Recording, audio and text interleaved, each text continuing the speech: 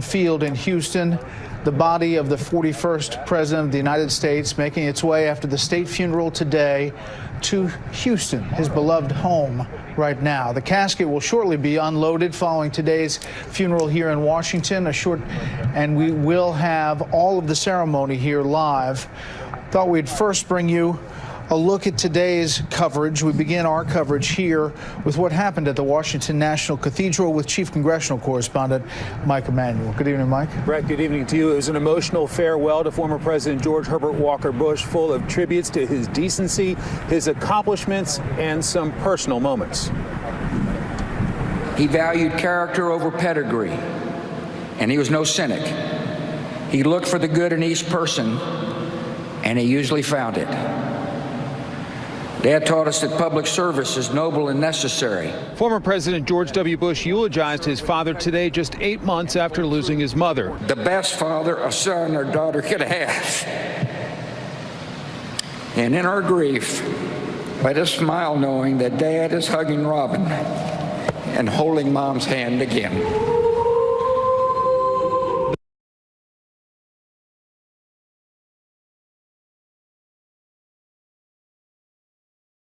Bush. President Trump was on hand with the 4 living former presidents, but the sitting president didn't get the warmest of welcomes, a handshake from his predecessor, while the former First Lady he beat not making eye contact. Former Canadian Prime Minister Brian Mulroney spoke of the 41st president as a giant. I believe it will be said that no occupant of the Oval Office was more courageous, more principled, and more honorable than George Herbert Walker Bush. Former Senator Alan Simpson noted the former president's legendary loyalty, even when Simpson was struggling politically. At that time, his popularity rating was 93%. Mine was 0.93%. And so off we went. The media, of course, all gathered as we headed to Marine One. And George said, "Now wave to your pals over there in the media, Al." He placed great value on a good joke. So I chose Simpson to speak. Presidential historian and biographer John Meacham sought to provide some historical context to Mr. Bush's term in office. For Lincoln and Bush both called on us to choose the right over the convenient, to hope rather than to fear, and to heed not our worst impulses, but our best instincts. And a lifetime's not too long to live as friends.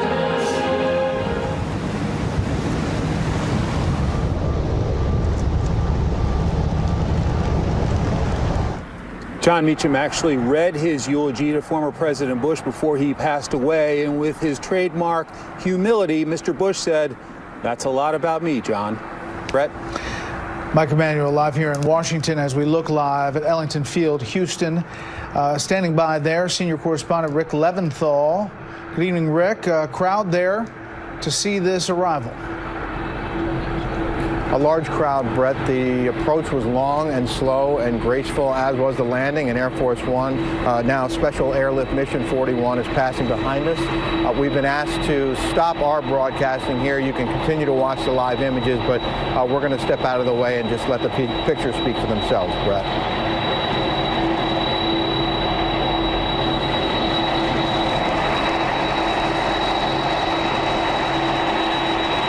Carl, you know, as we look at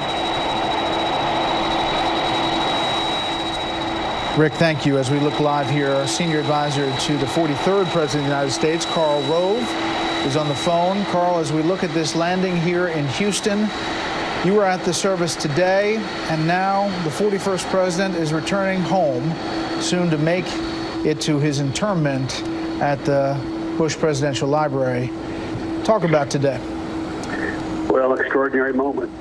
We've had 4 presidents who've been father and son, John Adams and John Quincy Adams. John Quincy Adams was president when his father died, but given the time and distance, John Adams was buried before his son could even hear the word of it. So this is a unique moment. No, never in our history have we had one former president be buried, eulogized by another former president who was his son. And it was a moment, an extraordinary moment. In each of the remarks, John Meacham, the historian who had a close personal relationship with Barbara and George H.W. Bush, as well as Bush 43, gave a magnificent opening address. And then two of the former president's closest friends, Brian Mulroney, which I think a lot of people were probably surprised to hear today during his remarks, that he talked about how after he left the prime ministership of Canada and after President Bush 41 left office, that for years thereafter, Brian Mulroney and his wife were invited by George and Barbara Bush to spend Labor Day with them. I mean, they were that close. It's a really remarkable testament to the friendship between our two countries and between these two former leaders. Then Al Simpson, who was expected to be the comic relief and certainly provided it, but in a way that was deeply revealing of the human characteristics of the great humility and joy and friendship and loyalty and decency of George H.W. Bush. And then finally, President Bush 43's remarks. He wrote them himself. I talked to him Saturday. He had made a deliberate decision not to have any other speechwriters or writers involved in the preparation of his remarks. And President Bush 43 gave those straight from the heart. And I don't know how he kept it together until the end of his remarks, but he did. And well, that's a unique moment. America has not seen this kind of a celebration of a former president's life in a while, certainly not with a son who was a president eulogizing his father, who was also president. Yeah, we're looking at the 77th Army Band. They're getting ready to start. When they do, we'll listen in as the family deplanes here.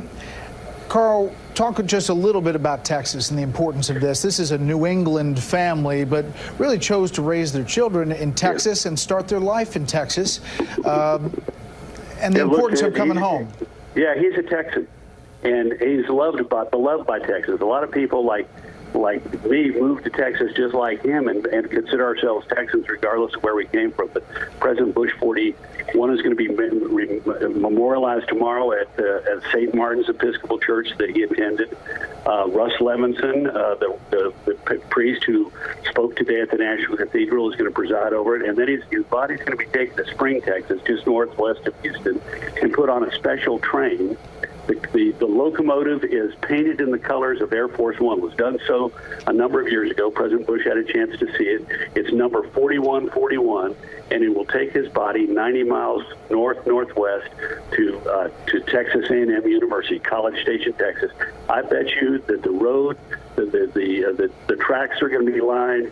Every bridge, every overpass is going to be crowded with Texans displaying flags, their hats off, their hands over their hearts, memorializing this great man. The campus of Texas A&M has been alive since Friday night. Every night a memorial service, a candlelight service conducted by students. They loved President Bush 41, and I think we're going to see that demonstrated powerfully tomorrow with his bodies laid to rest in a beautiful grove along a lovely little lake that he used to fish in, right on the campus of Texas A&M. Carl, thank you very much. We're looking live here as the body of the 41st president arrives in Houston, Texas at Ellington Field. Casey Stiegel is at the church where the motorcade will head next for some services there, and then for the public there in Texas, Casey, to pay their respects. Exactly. And Bret, I was just hearing you talk with Carl there about how beloved he was here in Texas. He wasn't from here, but he was Texas through and through. And so you have thousands of people who are gathering at an off-site church location, and they are going to be boarding shuttle buses and brought over here to St. Martin's Episcopal, where they will have a chance to file by the president's casket and also bid their farewells and say their final goodbyes. That is still about an hour away, we understand, from happening until he would arrive here at the church, because they were running a little bit behind.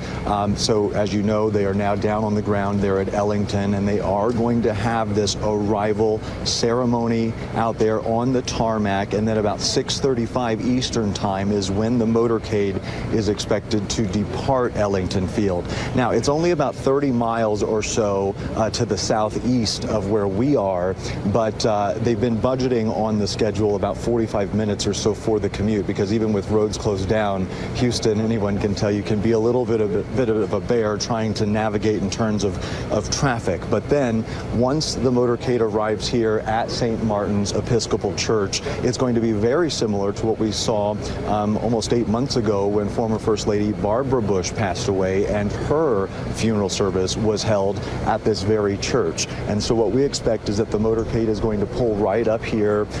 You can see the front door of the church is just over my right shoulder here. The hearse will stop there, and then there will be another opening ceremony, a welcome ceremony outside the church. Some VIP guests are going to be in attendance, such as the mayor of Houston, Sylvester Turner, and his wife, as well as the Republican governor of Texas, Greg Abbott, and his wife. And they will meet the family here. They will meet the motorcade here, and then there is going to be a big show, a 21-gun salute, and then the president will be carried inside the church. And then just about an hour from then is when the doors will open here, and that is when all of those people that are gathering at those other locations are going to start chartering in, and they are going to be lining up and going through the church. It is going to be open all night long, and people will have a chance to come through here literally all night, and then that will close down at about 6:30 in the morning or so tomorrow, Bret, local time, to prepare for the big funeral service then scheduled here at St. Martin's starting at 11 o'clock local time, noon Eastern. So a whole lot going on here in the next couple of hours, Bret. Casey Stiegel outside the church there. We should point out, Carl mentioned, the Reverend Dr. Russell Levinson did speak at the service today at the Washington National Cathedral. Here's a piece of that referencing former Secretary of State Jim Baker, a dear friend of the 41st president. Toward the end, Secretary Baker and I were sitting on a sofa next to one another a few steps away, and he whispered to me, "You know, that man changed my life." A bit later, Secretary Baker was at the foot of the president's bed.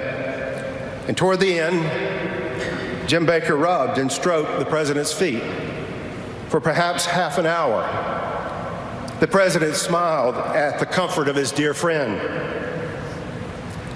Here I witnessed a world leader who was serving a servant who had been our world's leader. Truly emotional moment there. The pastor of that church where the casket will be heading, that Casey's standing in front of. Secretary Baker will be, as he's walking down the stairs there from Air Force One, he will be one of the eulogists tomorrow, along with the grandson of the 41st president, nephew to the 43rd president, George P. Bush, son of Jeb Bush, former Florida governor. There you see Jim Baker after an emotional day. He really, after that line from the Reverend, had a moment to catch his breath as well. Joining us now here on the panel, Tom Rogan, commentary writer for the Washington Examiner, Molly Hemingway, senior editor at the Federalist, and Charles Lane, opinion writer for the Washington Post.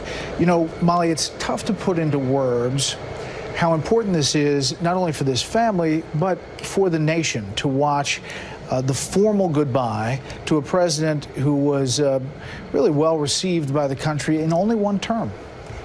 He was only a one-term president, but he was serving at such an important time. And I think what we saw today matched with the family. They're restrained, they're dignified, and they're also very human. This was a very human day of events. And that stability, that stabilizing influence that Bush was, I think it comes out in that one term.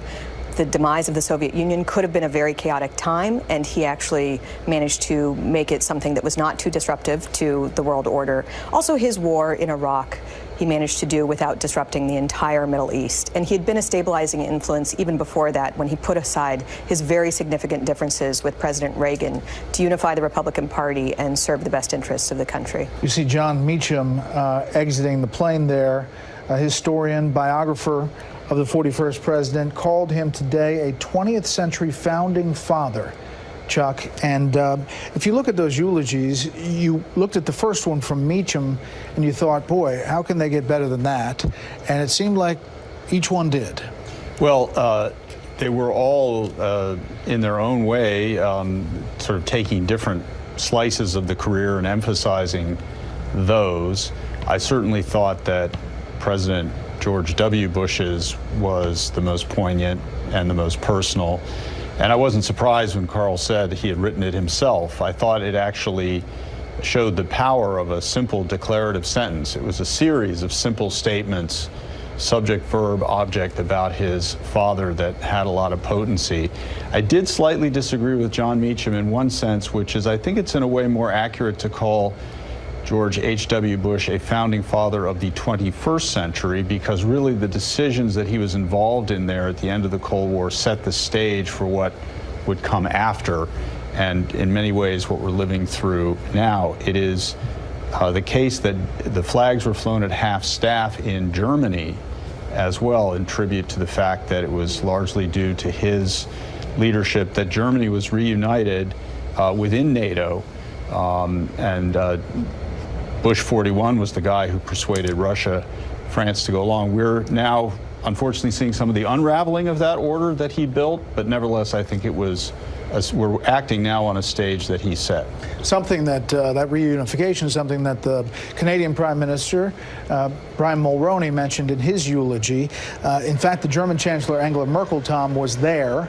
As you see the 43rd President George W. Bush and former First Lady Laura Bush exiting the plane after an emotional day. Yes, and I think one of the very special takeaways that all of us will remember about this was the notion of pure American class, of family, of faith, of people coming together, of humor, of rambunctious humor in some ways. And this notion as well that someone who, from a very early age, gave everything for his country, obviously entering public office later in life, rising to the highest office in the land, but someone who transcended at the end of his life today and will through history, I think, the political acrimony that so much defines our way of life, and in that transcendence shows the better possibility of tomorrow. So I just thought it was a very beautifully American day. Former Florida Governor Jeb Bush walking behind there, and Neil Bush. There are a lot of Bushes, Molly, a whole plane full there, as well as friends traveling back to Houston, and a lot of friends there on the ground in Houston who will pay respects. Obviously, the 43rd president and former governor of Texas. There was also the moment of just the spectacle of 5 presidents being at this ceremony. President Trump, President Obama, President Clinton, President Carter, and obviously President Bush. And we don't always have these periods of time where there are that many living former presidents, each of them different, each of them so strikingly different. And it was nice to see everybody able to come together. Chuck? Well, I was going to say that in the whole sequence of events, I doubt there was one, it wasn't at the funeral today, more powerful than Bob Dole rising with assistance from his wheelchair to give a salute to his fellow World War II hero, George H.W. Bush. And 30 years before, in 1988, these two men were at daggers drawn competing for the Republican nomination. Bob Dole snapped at him on the air, "Stop lying about my record." And that moment for me symbolized that, you know, if you live long enough in this world, you can outlive anything, even political conflict, maybe especially political conflict. The whole day to me was suffused, that moment with the presidents was suffused with that sense that years give you perspective on the arguments of the moment. And I must say, I think there was a message the Bush family was sending by inviting and making sure that the current president, President Trump, was there, because I think this event is going to symbolize that. I think they felt it was important for him to be part of an event that was about overcoming differences. Let's take a listen to Ellington Field in Houston. The 41st president arrives home.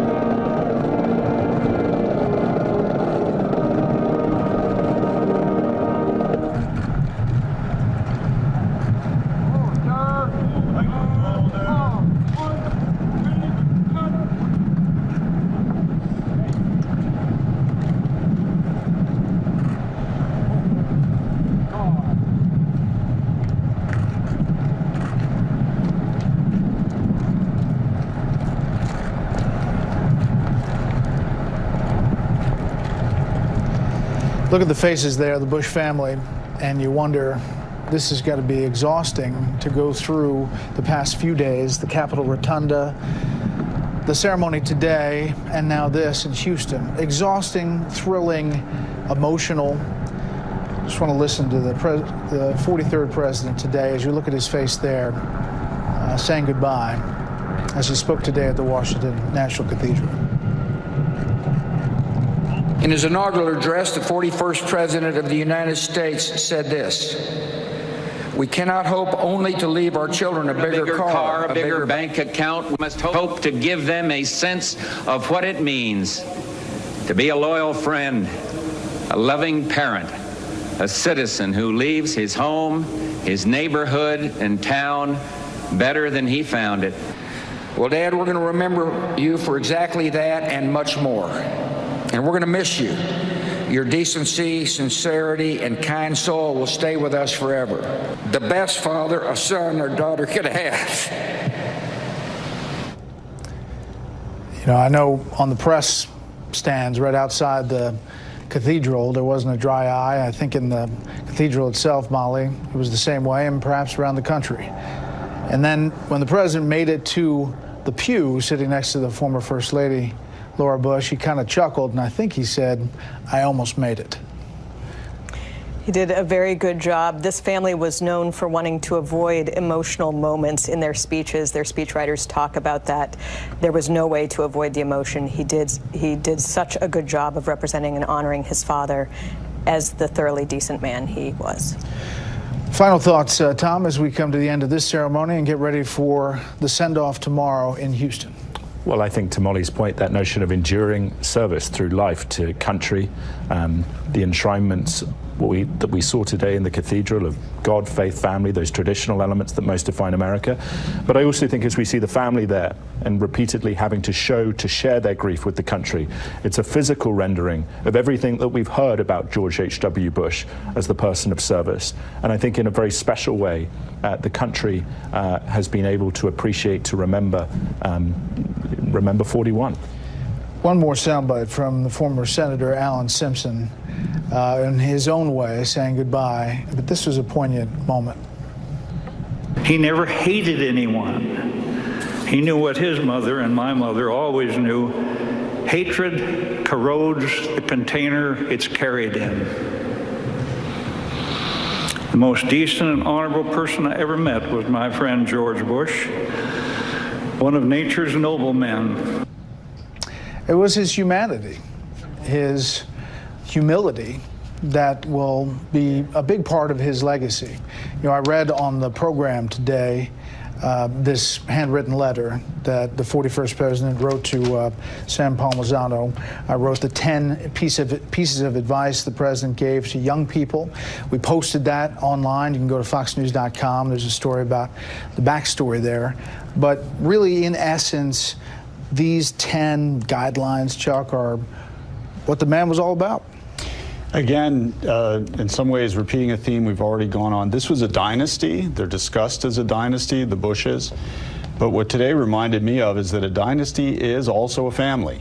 That there was a real family bond on display there, not some sort of thing for pageant or show.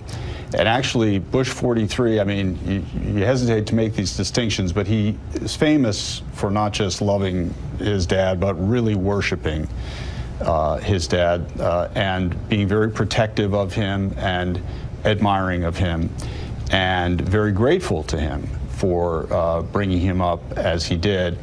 And I think it's useful. I think it's important for the country to see this side of their leaders. And actually, I also think the message Alan Simpson gave is a very pertinent one at this time in our society when there is so much hatred in politics, there is so much division. And I thought a real positive out of this day was the fact that they invited the current president, notwithstanding all the animosity, that he aimed at Jeb and how painful that was to them. And I hope that that has the impact that it was intended to have, both on the current president and on everybody else. All right, the casket making its way off of Ellington Field to downtown Houston, and the church, there'll be a service there tomorrow, And Shepard Smith will take the helm of our coverage live from Houston. And we will leave this image right now. We have other news to talk about tonight. Up next, what did the president's former national security advisor have to do, apparently, to avoid jail time? We'll look at that and all the other stories today.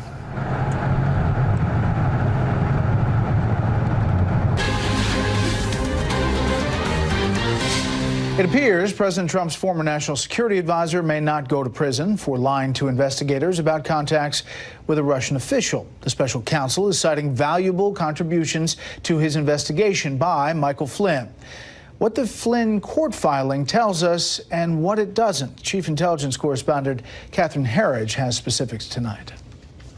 According to the sentencing memo, special counsel Robert Mueller recommended no jail time for the former national security advisor based on Mike Flynn's substantial cooperation, including 19 interviews, some covering any links between Russia and the Trump campaign, as well as the Trump transition team. Quote, his early cooperation was particularly valuable because he was one of the few people with long-term and first-hand insight regarding events and issues under investigation by the special counsel office.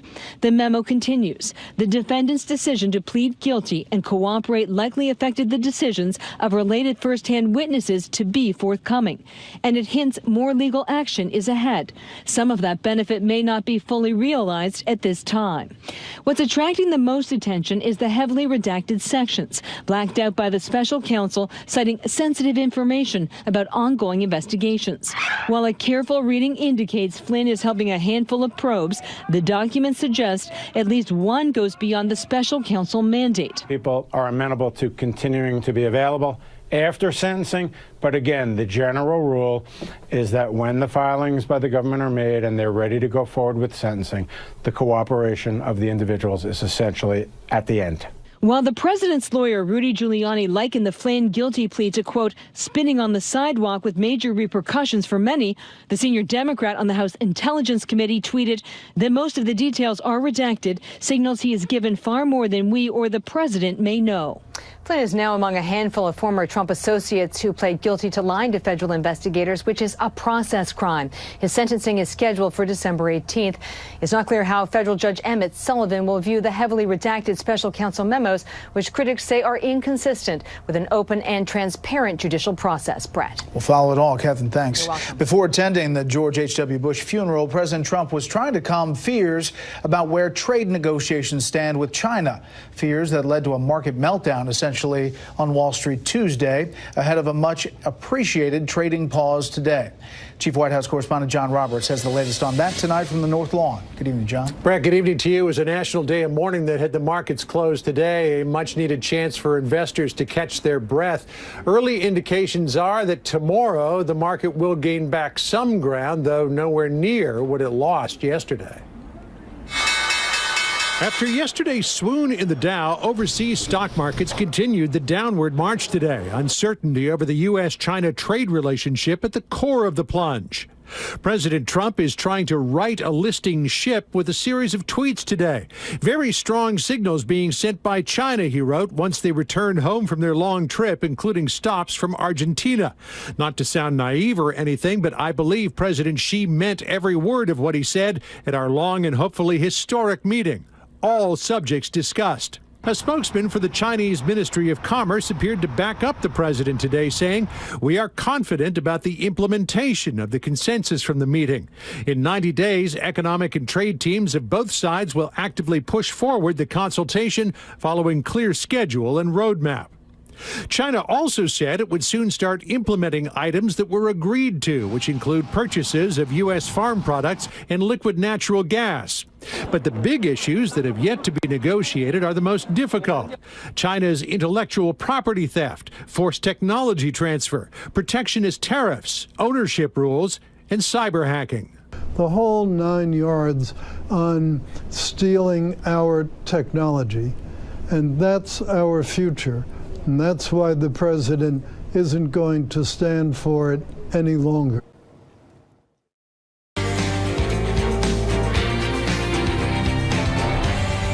Hello, everyone. I'm Dana Perino in Washington, D.C., along with Sandra Smith, Juan Williams, Jesse Waters, and Greg Gutfeld. It's 5 o'clock. They're in New York City, and this is The 5.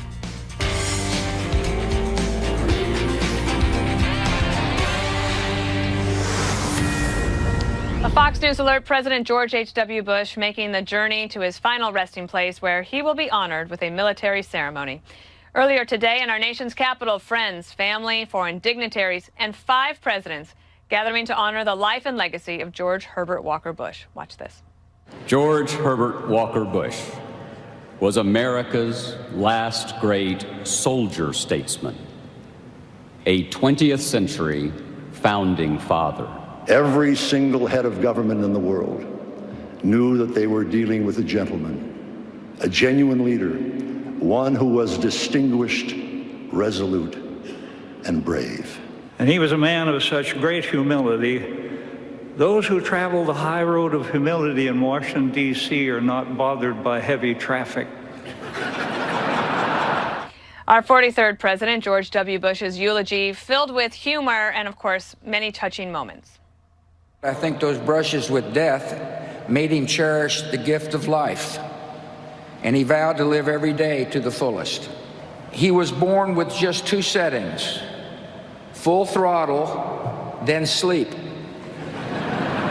To us, he was close to perfect, but not totally perfect.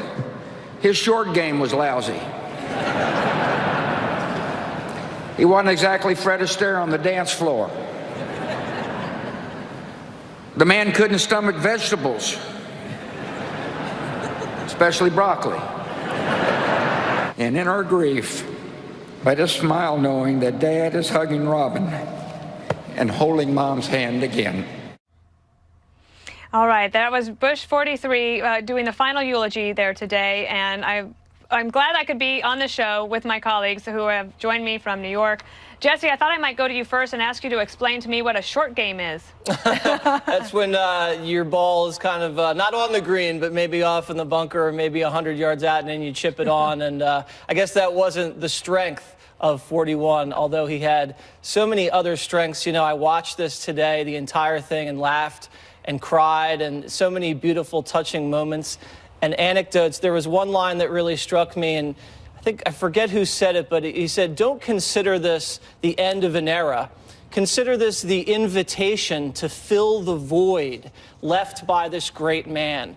And all of the leaders today, I believe, were really touched by this. It was an incredibly special moment for the country, and his legacy, in fact, played out there among the congregation, because this is a moment where Democrats, Republicans came together and listened. They put all their egos aside, and they reflected and honored a man who put the country above himself and put the country above party. And laughing and listening and reflecting on all those beautiful moments was almost a healing moment for the nation. And I just hope that we can all come away from this. Sadly, death brings us together, but we could all come away from this with just a more intense desire to unite as a nation, because George H.W. Bush truly was a uniter, especially post-presidency. Indeed, that is true. Greg, I was thinking of you for a couple of reasons today. One is that longevity in America has made a moment like this possible, where this is kind of the first time in our nation's history you have 5 former living presidents there to say goodbye to one of their own. And that's pretty amazing for all the things America has achieved, and that's a lot of history in one place. But I also wondered if you would want to talk about the importance of bringing humor to moments like this. That is exactly what I had in front of me. It is like you're like one of those you're like a TV psychic, because that's exactly my point. I mean, we talk a lot about the military, but not about mirth, and we talk about heroism, but not about humor. And I think that the crux of when George Bush was doing his eulogy up there about the fact that it was just kind of rolling with laughter, and it was the importance of teasing. He brought up that his father teased a lot, and he brought up the concept of self-deprecation, which I've always said is the most important thing on a TV show, is if you are with people who cannot make fun of who cannot even make fun of themselves, you will not have fun with them. People have to be able to laugh at each other and laugh at you, and you have to share in that. It's the necessary lubrication for daily life. And I know that people talk about, you know, we have this loss of civility. I'm more concerned about the loss of humor, because humor is the precursor to civility. It's a unifying quality that brings everybody who disagrees together, that can come together over a joke. We're living at a time, essentially among the younger generations, of saying, that's not funny. Okay, that's not funny. And it's happening all over the place. And I think today was an important reminder of the vitality of laughter, and that humorlessness only leads to division, but humor can bring unification. And that humans have this unique ability to actually laugh, right? That's one of the ways that we communicate and part of the storytelling. Juan, I wanted to play this for you because you could maybe explain, especially for maybe some of our younger viewers who might not know what the broccoli reference was about. I think we have that sound. Let's play it now. It's the last statement I'm going to have on broccoli. There are truckloads of broccoli at this very minute descending on Washington. My family is divided. I do not like broccoli, and I haven't liked it since I was a little kid, and my mother made